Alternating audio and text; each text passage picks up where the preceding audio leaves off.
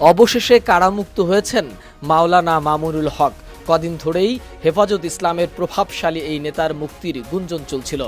অবশেষে গতরাতে মুক্তির অপেক্ষায় যখন কাশিমপুর কেন্দ্রীয় কারাগারের ফটকে হাজার হাজার ভক্ত সমর্থক অপেক্ষমান, ঠিক তখনই খবর এলো রাতে কারামুক্ত হচ্ছেন না মামুনুল হক।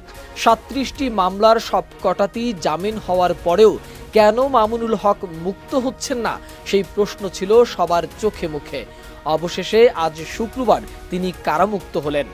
মাওলানা মামুনুল হকের মুক্তির খবর নিশ্চিত করেছেন হেফাজতের যুগ্ম মহাসচিব মাওলানা রাব্বানী।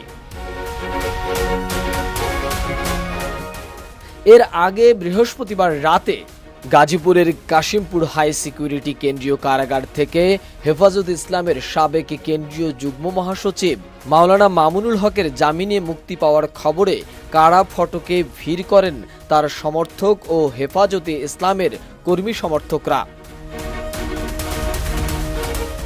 বৃহস্পতিবার রাতে তিনি কারাগার থেকে মুক্ত হবেন এমন খবরে আলেম ওলামারা কারা ফটকে ভিড় করেন।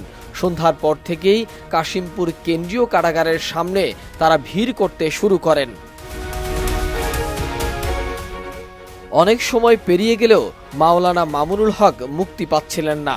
সবার মনে একই প্রশ্ন বাসা বাঁধছিল, কেন মুক্ত হচ্ছে না মামুনুল হক? অবশেষে এ বিষয়ে কাশিমপুর হাই সিকিউরিটি কেন্দ্রীয় কারাগারের senior jail super Subrata Kumar Bala জানান, মাওলানা মামুনুল হক কাশিমপুর হাই সিকিউরিটি কেন্দ্রীয় কারাগারে দীর্ঘদিন যাবৎ কারাবন্দী ছিলেন, কারাবন্দী আছেন। তার বিরুদ্ধে বিভিন্ন থানায় ৩৭টি মামলা রয়েছে। তিনি বিভিন্ন সময়ে এসব মামলার মধ্যে ৩৬টিতে আদালত থেকে জামিন লাভ করেছেন। সবশেষ মামলায় তিনি বৃহস্পতিবার উচ্চ আদালত থেকেও জামিন পান। বৃহস্পতিবার বিকেলে জামিনের কাগজপত্র কারাগারে এসে পৌঁছেছে। সিনিয়র এই জেল সুপার জানান, মাওলানা মামুনুল হকের বিরুদ্ধে অনেকগুলো মামলা থাকায় সব মামলার জামিনের কাগজপত্র যাচাই বাছাই করা সম্ভব হচ্ছে না। রাত হয়ে যাওয়ায় ঢাকা থেকে এসব মামলার কাগজপত্র যাচাই বাছাই করা বেশ কষ্টসাধ্য হয়ে যাচ্ছে। তাই তার আজকে মুক্তি পাওয়ার কোনো সম্ভাবনা নেই বলেও তিনি জানান। এছাড়াও ওই জেল সুপার জানান, শুক্রবার সরকারি ছুটি, সকালে জামিনের কাগজপত্র নিয়ে ঢাকায় যোগাযোগ করা হবে। সেখান থেকে কাগজপত্র যাচাই বাছাই শেষ হলে পরে তিনি যে কোনো সময়ে মুক্তি পেতে পারেন। তবে তিনি কখন মুক্ত হবেন সেটি নিশ্চিত করে বলতে পারেননি তিনি।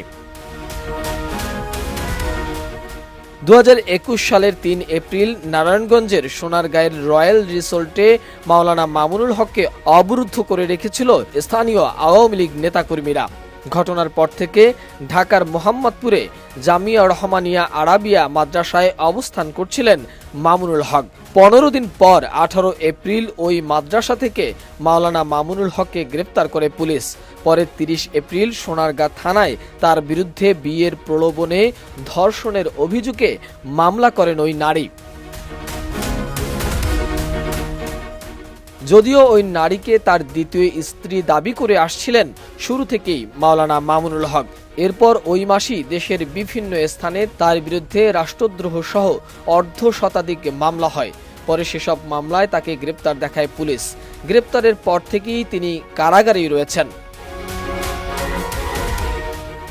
মোহাম্মদ সোহাগ বিশ্বাস, এটিএন নিউজ, ঢাকা।